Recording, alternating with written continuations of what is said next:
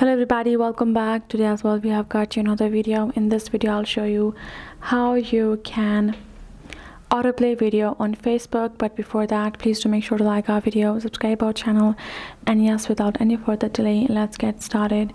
So what you're going to be doing over here is simply going to go ahead, open up your Facebook app from over here. Go ahead, tap on your particular Facebook app.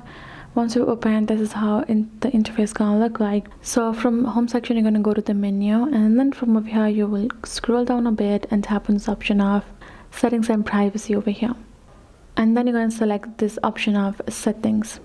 Then you're going to simply navigate to the section of preferences. You're going to tap on this option of media right over here. You're going to choose mobile data and Wi-Fi or Wi-Fi only. Once you have chosen that, and then you're going to make sure that your autoplay is enabled right over here, and then once you have checked that, you will be able to do so. You can also do it for your stories as well over here. That's all it takes. Make sure it is between Wi-Fi data and the Wi-Fi and data, so it can be played in both of them. So that's how you can do it. Hope this video helped. Thank you so much for watching. I'll see you guys in our next video.